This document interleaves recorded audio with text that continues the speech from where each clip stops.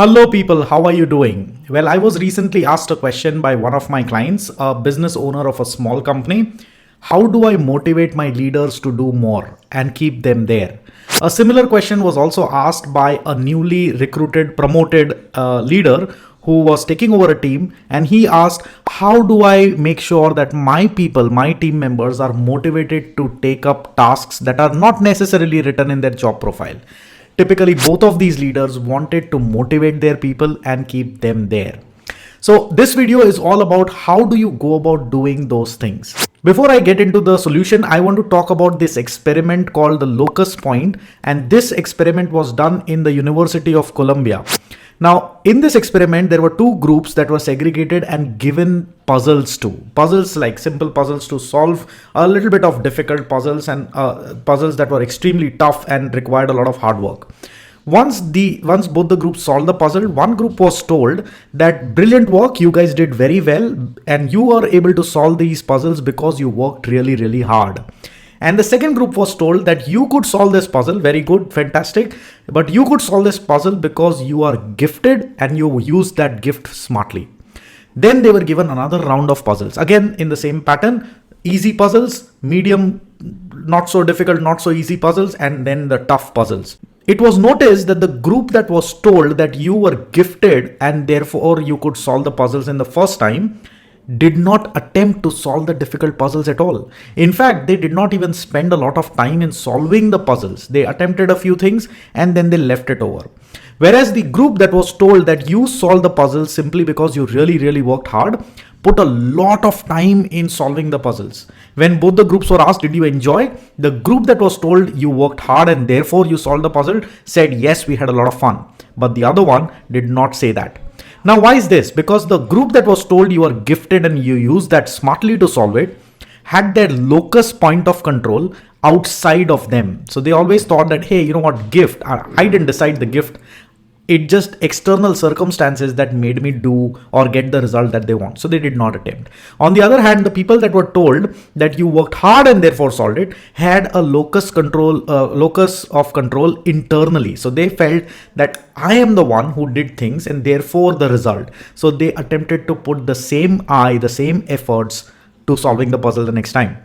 Now, keeping this context in mind of locus of control, we got to get into what the solution is. So in this experiment, there were three things that were predominantly happening. There was a listener, which is the two groups. There was a speaker, which is the person conducting the experiment. In this case, in the business scenario, it is the leader who's the speaker. The people who are doing the puzzles are your teammates.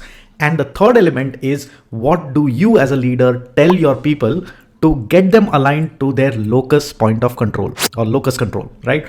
Now, this is how I would recommend you to go about doing things or communicating things with your people to keep them high on motivation and to motivate them to do more than what is written in their job profiles, to contribute more.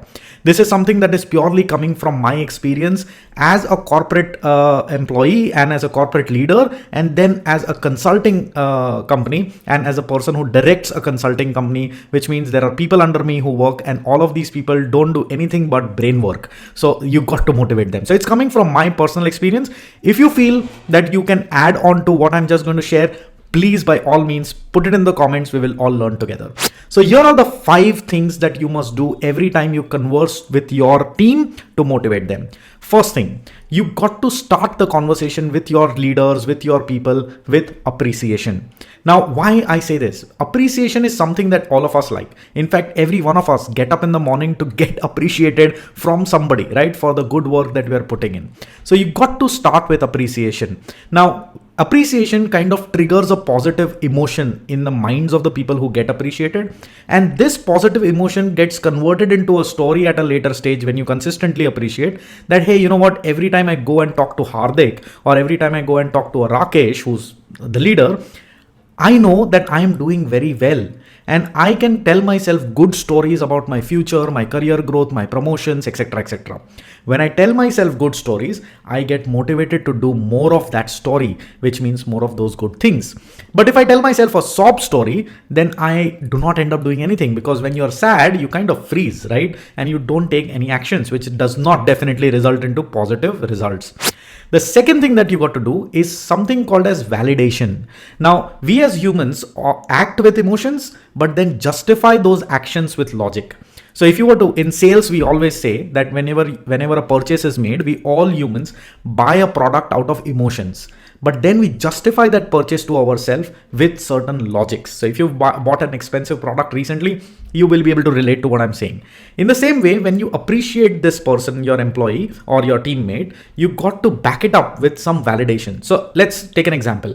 I am meeting my sales guy. Let's call him Dhananjay because Dhananjay is our sales guy. So I'm going to say, hey Dhananjay, thank you very much. You put a lot of efforts in the lead XYZ. I see that you followed up exactly on the time. Now that's appreciation. And then I come to the step 2. Dhananjay, I appreciate this because you handle approximately 100 leads in a month.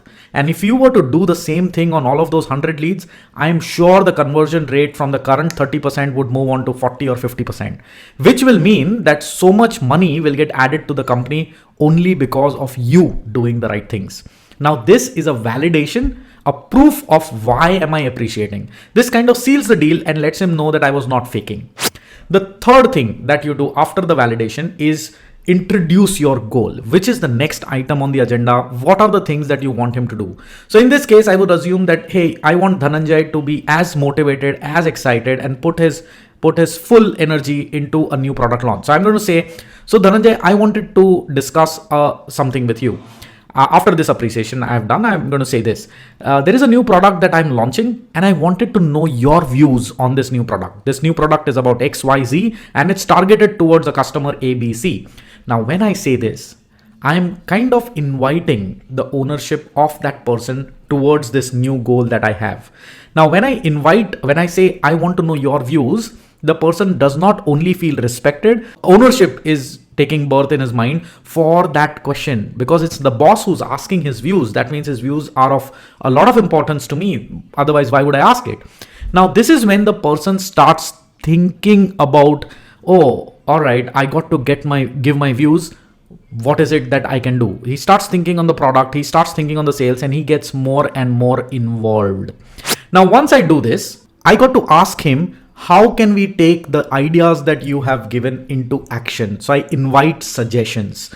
Now, when I invite suggestions, I got to make sure that I'm able to listen to his suggestions and I'm not in a rush. I'm not doing this step simply because Hardik told me on one YouTube video to invite suggestions. I'm doing this because genuinely I want to know how he's thinking, and I also want more suggestions, more ideas to make the already idea that I have in my mind even more stronger. So I'm going to genuinely ask for suggestions and wait for him to give that to me. If he does not have a suggestion to make it right at that point, I will give him time. I will say, hey Dhananjay, don't worry. I would love to know your suggestions and I know you will take some time to think through it. So how about meeting day after tomorrow or maybe tomorrow, or you tell me the day when we can meet and we will discuss the suggestions that you have on how to go about selling this particular new product line that I'm launching. Now, when you do this, it is not only making Dhananjay feel that he has a stake in it, but an absolute transfer of ownership is happening. He is getting absolutely involved and everybody wants to be involved in the success, in the new things that the companies are doing. The fifth thing that you want to do is you want to seal the deal. So tomorrow when you meet Dhananjay, he gives you ideas, you brainstorm. Now, when the person gives you idea, you got to make sure that you don't thrash it. You got to give your fears and your objections and your constraints to Dhananjay, to this new person that you're talking with, and let him know that this is the framework under which we got to operate.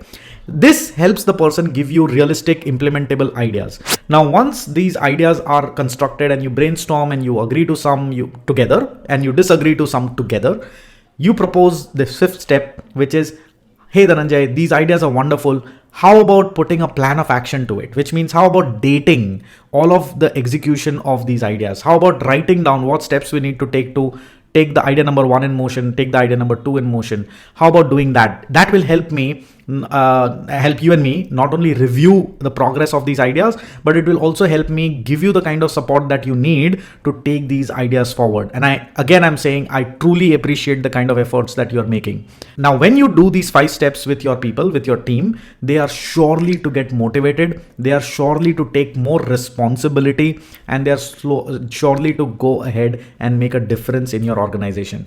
A few disclaimers here. Motivation in this fashion works only when hygiene factors are taken care of. Like for example, if your team is not paid well, no matter how you appreciate it, what you do, it's not going to make sense. That's basic. So you got to have a team that is paid well. I'm not saying pay them the best in the industry or maybe more than the best, but pay them the value that they generate. You must do that. Second thing is you must have adequate infrastructure. So if the person can type well for you and you want a good typing guy, but you haven't equipped him with a good keyboard and you're expecting him to come up with ideas that to work with a broken keyboard, that's not going to happen. So give basic good infrastructure. I'm not saying excellent, don't get him a wireless Apple keyboard, but get him the good infrastructure that he needs to get his work done.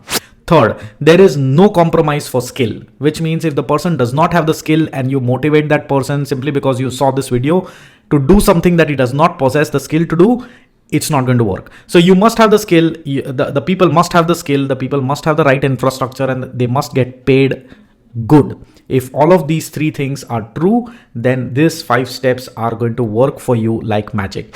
If you got any value out of this video, then please put a big fat like. YouTube likes it and I will get appreciated to make more videos and answer these questions to all of you guys. If you've not subscribed to this channel, please do subscribe to this channel, because that is how the number of views on my YouTube channel increase and I am motivated to do more. I get direction on what you need help on. Also, do not hesitate to write comments, give your ideas and suggestions. I know one thing, you may be able to add on that thing, you may be able to build up on that thing. You may have questions, don't hesitate. Nobody knows who you are. If you post a question, put it at anonymous and I'll be very happy to take those questions and make you more videos like this on those questions. So until we meet next time, keep learning, keep actioning, and all you find guys, keep propelling.